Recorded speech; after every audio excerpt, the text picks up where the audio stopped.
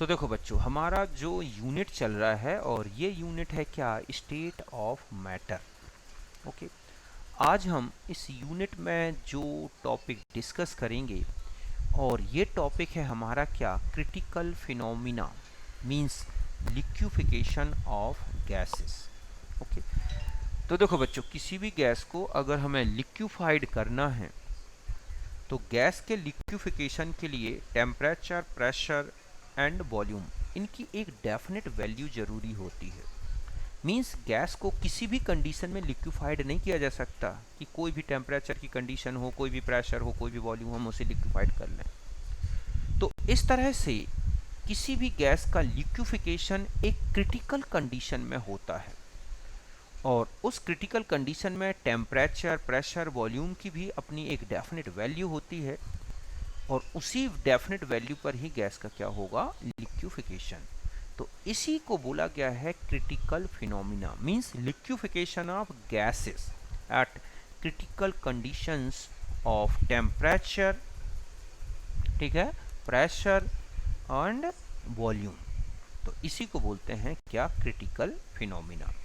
अब देखो बच्चों, अभी आपको मैंने बताया कि कोई भी गैस अगर लिक्विफाइड करनी है तो टेम्परेचर, प्रेशर, वॉल्यूम की एक डेफिनेट वैल्यू जरूरी होती है। तो इस तरह से उस डेफिनेट वैल्यू को हम क्या बोलते हैं, क्रिटिकल कांस्टेंट। समझ गए ना कि values of temperature, pressure and, ठीक है, volume for liquefaction of gases at critical condition is called critical constant. बात क्लियर है कि अगर हमें क्रिटिकल कंडीशन में गैस को लिक्विफाइड करना है तो जो टेम्परेचर, प्रेशर और वॉल्यूम की वैल्यूज होंगी उन्हीं को बोला गया है क्या बच्चों, यहाँ पर क्रिटिकल कांस्टेंट्स। बात क्लियर है। अब हम आते हैं कि इन क्रिटिकल कांस्टेंट को किस तरह से डिफाइन किया गया है कि जो क्रिटिकल टेम्परेचर होता है, क्रिटिकल प्रेशर होता है, क्रिटिकल वॉल्यूम होता है, ये क्या है। तो देखो, फर्स्ट लेंगे हम क्रिटिकल टेम्परेचर। देखो, critical temperature means that temperature above which the gas cannot be liquefied however high the pressure is applied on it। समझ गए ना कि वो टेम्परेचर जिसके ऊपर अगर गैस है, मतलब गैस का टेम्परेचर इस क्रिटिकल टेम्परेचर से ऊपर है तो चाहे कितना भी प्रेशर यूज कर लें गैस लिक्विफाइड नहीं हो सकती। तो इसे हम बोलते हैं क्या, इस टेम्परेचर की लिमिट को बोलते हैं क्रिटिकल टेम्परेचर। समझ गए बच्चों कि that temperature above which the gas can not be liquefied however high the pressure is applied on it, तो उसको बोला गया है क्रिटिकल टेम्परेचर। इसको अगर हमें कैलकुलेट करना है तो ये फॉर्मूला लगता है 8A/27RB। तो इससे हम कैलकुलेट कर सकते हैं क्रिटिकल टेम्परेचर। यहाँ तक बात क्लियर है। अब दूसरा आता है क्रिटिकल प्रेशर।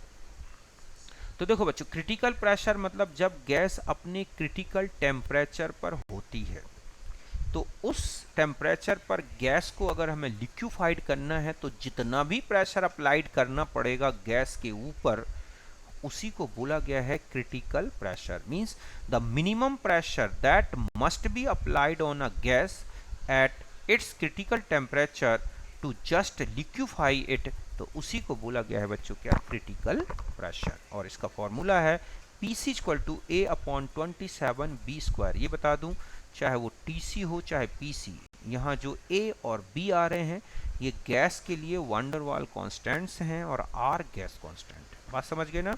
तो ये था हमारा क्रिटिकल प्रेशर। समझ गए बच्चों कि minimum pressure that must be applied on gas at its critical temperature to just liquefy it, तो उसे बोला गया है क्या, क्रिटिकल प्रेशर।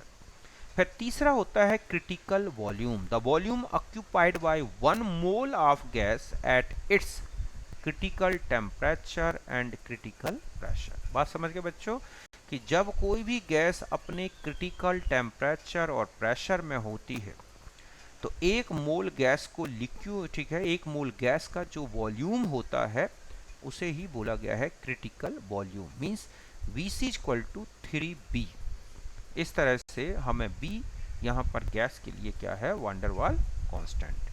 तो ये तीन अलग अलग आपने देखे क्रिटिकल कांस्टेंट। बात क्लियर हो गई कि क्रिटिकल कांस्टेंट मतलब values of temperature, pressure and volume for liquefaction of gas at critical condition, तो इनको बोला गया है क्रिटिकल कांस्टेंट। एक होता है क्रिटिकल टेम्परेचर, मतलब वो टेम्परेचर जिसके ऊपर गैस को हम कितना भी प्रेशर अप्लाई कर दें गैस लिक्विफाइड नहीं होती। क्रिटिकल प्रेशर वो प्रेशर जब कोई गैस अपने क्रिटिकल टेम्परेचर पर होती है और फिर उसे हम लिक्विफाइड करना चाह रहे हैं तो जितना प्रेशर लगेगा उसे बोलते हैं क्रिटिकल प्रेशर। और जब कोई गैस क्रिटिकल प्रेशर और टेम्परेचर में होती है तो एक मोल गैस का जितना वॉल्यूम होता है उसे बोला गया है क्रिटिकल वॉल्यूम। यहाँ तक बात क्लियर है। फिर देखो बच्चों, जो क्रिटिकल टेम्परेचर है ना, इसकी वैल्यू को डिटरमाइन करने के लिए प्रेशर वॉल्यूम जो है कर्व होता है या ग्राफ होता है, ये लिया जाता है। सबसे पहले एंड्रयूज नाम का साइंटिस्ट था जिसने CO2 के लिए कैलकुलेट किया था।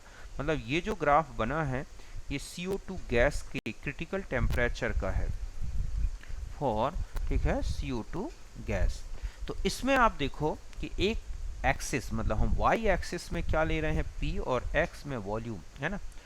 तो ये ग्राफ ये बताता है कि जैसे किसी गैस को लिया गया और उसका वॉल्यूम A पॉइंट से स्टार्ट है, ठीक है, या सॉरी ठीक है, प्रेशर, ये गैस है A एंड B, ठीक है। तो ये गैस ए बी के लिए एक प्रेशर वॉल्यूम का ग्राफ में देखें कि A से B तक यहाँ पर कोई गैस अपनी गैसियस स्टेट में है। हम जैसे जैसे वॉल्यूम डिक्रीज करना शुरू करेंगे तो गैस का प्रेशर बढ़ना शुरू होगा, है ना, क्योंकि जब वॉल्यूम डिक्रीज करोगे तो क्या बढ़ेगा बच्चों, प्रेशर। तो इस तरह से A से B तक हम गैस का वॉल्यूम डिक्रीज करें तो प्रेशर इंक्रीज हो रहा है। और एक B पॉइंट आएगा जहां से गैस अपनी वेपर स्टेट और लिक्विड स्टेट के साथ इक्विलिब्रियम में आ जाती है। मींस B पॉइंट के बाद जो गैस है वो अपनी वेपर स्टेट में आ जाएगी और जरा सा प्रेशर बढ़ा और वो लिक्विफाइड हो जाएगी। और B से लेके C तक जब वो लिक्विफाइड होने लगती है तो फिर गैस का प्रेशर नहीं बढ़ेगा। क्यों? क्योंकि जैसे ही वॉल्यूम डिक्रीज होगा गैस अपनी वेपर स्टेट से कहाँ आ जाएगी, लिक्विड स्टेट में। और ऐसे में एकदम से वॉल्यूम क्या होगा, डिक्रीज होता रहेगा। और ये पॉइंट B से C तक चलेगा, इस तरह से ये ग्राफ। और फिर इसके बाद जैसे ही C पॉइंट आया तो जितनी भी गैस थी वो वेपर स्टेट में थी वो सब लिक्विफाइड हो जाएगी और C से लेकर D तक अब केवल और केवल लिक्विड होगा, जिसका जरा सा भी वॉल्यूम डिक्रीज करोगे तो आपको बहुत हाई प्रेशर की ज़रूरत होगी, क्योंकि लिक्विड कंप्रेसिबल नहीं होते। और ये कंडीशन जो मिल रही है आप देख रहे हैं 13.1 डिग्री सेंटीग्रेड पर। समझ गए ना कि 13.1 डिग्री सेंटीग्रेड पर हम गैस लें, उसका प्रेशर जो है उसका वॉल्यूम डिक्रीज करें तो प्रेशर इंक्रीज होगा। एक पॉइंट आएगा B से लेके C तक जहां पर उसकी वेपर और लिक्विड इक्विलिब्रियम में होंगी। C आने पर पूरे की पूरी वेपर लिक्विड में चेंज होगी और फिर जरा सा वॉल्यूम डिक्रीज होगा तो प्रेशर बहुत ज़्यादा बढ़ जाएगा। अब सोचो कि इसी गैस का टेम्परेचर बढ़ा दें, अब ले लें 21.5 डिग्री सेंटीग्रेड। तो अब देख रहे हैं कि गैस का टेम्परेचर बढ़ा देने से सेम वॉल्यूम को अगर हम डिक्रीज करें तो प्रेशर काफ़ी ज़्यादा हो गया। मतलब है कि टेम्परेचर बढ़ाओगे तो गैस का प्रेशर भी बढ़ जाएगा। तो अब गैस को अगर हमें लिक्विफाइड करना है तो देख रहे हैं आप कि प्रेशर और ज़्यादा अप्लाई करना पड़ेगा। और इस तरह से जैसे जैसे आप देख रहे हैं कि ज़्यादा प्रेशर यूज़ करेंगे तो एक C बिंदु पर गैस का जो C पॉइंट है यहाँ पर गैस का लिक्विफिकेशन स्टार्ट हो जाएगा। और इस तरह से C नहीं सॉरी F है, ये F पॉइंट से, और इस तरह से अब F से लेके G तक यहाँ पर वेपर और लिक्विड का इक्विलिब्रियम रहेगा। और G पॉइंट पे जाके फिर ये कंप्लीट क्या हो जाएगा बच्चों, लिक्विड फॉर्म में आएगा। तो आप देख रहे हैं कि ज़्यादा प्रेशर चाहिए है लिक्विफिकेशन के लिए गैस का, जैसे ही आपने टेम्परेचर बढ़ा दिया। और इसी तरह से टेम्परेचर 25 डिग्री करें तो ये जो आप देख रहे हैं कि कर्व की जो स्ट्रेट लाइन दिख रही है, ये सॉरी ग्राफ की जो स्ट्रेट लाइन दिख रही है ये छोटी होती जा रही है। अब यहाँ पर लिक्विफिकेशन J पॉइंट से शुरू होगा, K तक चलेगा। और इस तरह से लगातार अगर हम टेम्परेचर बढ़ाते जाएं तो आप देख रहे हैं कि जो ये इस तरह से जो ये आ रहा है ग्राफ का जो स्ट्रेट लाइन टाइप की दिख रही है, इसकी साइज छोटी होती जा रही है। और एक पॉइंट N ऐसा आया जहाँ पर गैस जो है अपनी वेपर स्टेट में और फिर उसके बाद लिक्विड स्टेट में आती है, और यहाँ पर दोनों मतलब लिक्विड स्टेट और जो उसकी वेपर स्टेट है, इन दोनों के बीच में किसी भी प्रकार का कोई डिस्टिंग्विशिंग नहीं रह जाती। मीन्स लिक्विड और जो वेपर है उन दोनों के बीच में डेंसिटी का कोई डिफरेंस नहीं रह जाता, सरफेस टेंशन का कोई डिफरेंस नहीं रह जाता। गैस लिक्विड में और लिक्विड गैस में कन्वर्ट होते हैं बिना किसी फेस के, एक फेस के वहाँ पर अपीयर हुए बिना। तो ऐसी स्टेट को बोलते हैं कंटिन्यूटी ऑफ स्टेट। तो देखो यही लिखा है कि at 13.1 degree centigrade A and B जो है गैस था, बी से सी तक आप देख रहे हैं कि क्या है लिक्विड वेपर, और सी से डी क्या है बच्चों, फिर लिक्विड है। लेकिन इसी तरह से और भी नेक्स्ट टेम्परेचर को लिख सकते हैं, लेकिन अगर but at 30.98 degree centigrade curve reduce to a point at N. At this point gas convert into liquid and liquid convert into gas without having at any a time more than one phase present together। मतलब यहाँ पर point पर N पर दो state appear अलग अलग नहीं होती, मतलब लिक्विड से गैस और गैस से लिक्विड में कन्वर्जन चलता है लेकिन कोई डिफरेंट स्टेट नहीं होती। मीन्स यहाँ पर दोनों स्टेट्स, अगर हम ये कहें लिक्विड और उसकी वेपर या गैस, दोनों की डेंसिटी बिल्कुल बराबर हो जाती है। तो it is called continuity of state and the temperature at which this point is called critical temperature. और ये वही टेम्परेचर है, इस पॉइंट पर जो टेम्परेचर होगा गैस का उसको बोलते हैं क्रिटिकल टेम्परेचर। इसमें जो प्रेशर जरूरी होगा वो होगा क्रिटिकल प्रेशर, और इसमें जो वॉल्यूम होगा गैस का वो है क्रिटिकल वॉल्यूम। और CO2 के लिए ये मिलता है 30.9 डिग्री सेंटीग्रेड, जो कि TC ऑफ किसका है, CO2। इस तरह से अलग अलग गैसेस के क्रिटिकल टेम्परेचर ग्राफिकली निकाले जाते हैं प्रैक्टिकली, और उनकी क्रिटिकल टेम्परेचर, तो यही है यहाँ पर क्या, क्रिटिकल टेम्परेचर का डिटर्मिनेशन, एंड्रयूज का एक्सपेरिमेंट, कि जैसे जैसे आप टेम्परेचर बढ़ा रहे हैं एक लिमिट ऐसी आएगी टेम्परेचर की जहाँ पर गैस अपनी लिक्विड स्टेट में तो जाएगी लेकिन लिक्विड और गैस स्टेट के बीच में कोई डिस्टिंग्विशिंग नहीं रहेगी, दोनों की डेंसिटी बिल्कुल बराबर रहेगी। वो पॉइंट कहलाता है बच्चों टेम्परेचर का क्रिटिकल टेम्परेचर। बात क्लियर है। फिर एक होती है परमानेंट गैसेस, ऐसी गैसेस जिनका लिक्विफिकेशन बहुत ही डिफिकल्ट है, मींस जिनके क्रिटिकल टेम्परेचर रूम टेम्परेचर से काफ़ी नीचे होते हैं, ऐसी गैसेस को बोलते हैं क्या बच्चों, परमानेंट गैसेस। इनका परसेंटेज जो एयर में है वो परमानेंट बना रहता है क्योंकि ये इजिली लिक्विफाइड नहीं होती, ठीक है। और ये है जैसे N2O2, आर्गन, H2, HCO, ये गैसें एटमॉस्फेयर में तो रहती हैं लेकिन इनका क्रिटिकल टेम्परेचर काफ़ी लो है, इसलिए एटमॉस्फेयर के टेम्परेचर के डाउन होने से इनका कोई लिक्विफिकेशन ऐसे नहीं होता, इसीलिए इनका परसेंटेज परमानेंट बना रहता है एयर में। टेम्पररी गैस होती हैं जिनका लिक्विफिकेशन बहुत इजी होता है, मींस जिनके क्रिटिकल टेम्परेचर जो है काफ़ी हाई है, मतलब रूम टेम्परेचर से भी ऊपर हैं, तो उस टेम्परेचर में ही ये गैसें इजी गोइंग लिक्विफाइड हो सकती हैं रूम टेम्परेचर से ऊपर, और इनको बोला गया है टेम्पररी गैस। जैसे CO2 है, अमोनिया है, SO2, Cl2, H2S, H2 vapour है, ये सब क्या होंगे, टेम्पररी गैसेस हैं। अगर हम किसी टेम्पररी गैस को उसके क्रिटिकल टेम्परेचर से ऊपर कर दें, समझ गए ना, तो उस गैस को में जो है एक परमानेंट गैस जैसा बिहेवियर आ जाता है, क्योंकि अगर वो गैस अपने क्रिटिकल टेम्परेचर से ऊपर है तो उसका भी लिक्विफिकेशन क्या होगा, बहुत टफ होगा, होगा ही नहीं, तो वो एक प्रकार की परमानेंट गैस जैसा नेचर शो करने लगेगी। तो ये क्वेश्चन होता है कि टेम्पररी गैस किस टेम्परेचर से ऊपर एक परमानेंट गैस जैसा बिहेवियर शो करती हैं, तो ध्यान रखना है वो है क्रिटिकल टेम्परेचर। यहाँ तक बात क्लियर है। अब एक टर्म आता है कि वेपर और गैस में क्या डिफरेंस है बच्चों, कई बार आ जाता है ये। तो gas state of substance when it is in equilibrium with the liquid state of substance, the gas present below the critical temperature and liquefied applying the pressure, उसको बोला गया है वेपर। मतलब एक ऐसी गैसियस स्टेट जिसके ऊपर अगर हम प्रेशर लगा दें तो गैस लिक्विफाइड हो जाए तो वो गैस कहलाएगी फिर वेपर। मतलब क्रिटिकल टेम्परेचर से कोई गैस नीचे है तो वो अपनी उसको बोला जाएगा वेपर। वेपर को ही हम लिक्विफाइड कर सकते हैं, अगर क्रिटिकल टेम्परेचर से ऊपर है गैस तो फिर हम उससे लिक्विफाइड नहीं करते। तो बस इतना सा ध्यान रखना है कि कोई भी गैसियस सब्सटेंस अगर अपने क्रिटिकल टेम्परेचर से नीचे टेम्परेचर में है और वो गैसियस स्टेट में है तो उस गैस को ही हम क्या बोलेंगे, वेपर। ठीक है। फिर एक होता है इन्वर्जन टेम्परेचर। तो देखो बच्चों, इन्वर्जन टेम्परेचर एक होता है Joule Thomson effect. Joule Thomson effect ये कहता है कि किसी गैस को एडियाबैटिक कंडीशन में, मतलब ये गैस एडियाबैटिक कंडीशन का मतलब है जहां पर किसी प्रकार का कोई हीट एक्सचेंज नहीं हो सकता, ठीक है, तो वहां पर अगर हम एक एडियाबैटिक कंडीशन में एक गैस को लें हाई प्रेशर में, ठीक है, और उसे पोरस प्लग से कहाँ ले जाएं, मतलब यहाँ पर है हाई प्रेशर और यहाँ क्या है, लो प्रेशर। तो जब हम किसी गैस को एडियाबैटिक कंडीशन में हाई प्रेशर से लो प्रेशर में जाने देते हैं तो गैस ठंडी हो जाती है। इसी को बोला गया है जूल थॉमसन इफेक्ट।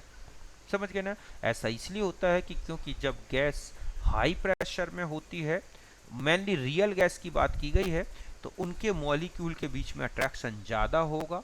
जब गैस फैलेगी तो अट्रैक्शन के अगेंस्ट वर्क होगा और उस वर्क में गैस की एनर्जी जो है यूज़ होगी, जिससे उसका टेम्परेचर डाउन हो जाता है और गैस ठंडी हो जाती है। इसी को बोला गया इन्वर्जन टेम्परेचर, लेकिन जूल थॉमसन इफेक्ट। लेकिन ध्यान रखें कि जूल थॉमसन इफेक्ट किसी भी टेम्परेचर पे स्टार्ट नहीं होता।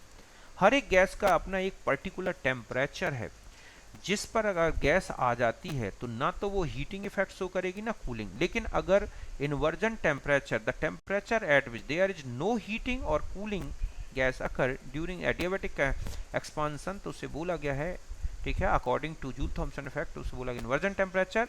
जब गैस इन्वर्जन टेम्परेचर से नीचे होती है तो होता है कूलिंग इफेक्ट, और जब कोई गैस इन्वर्जन टेम्परेचर से ऊपर होती है तो होता है हीटिंग इफेक्ट।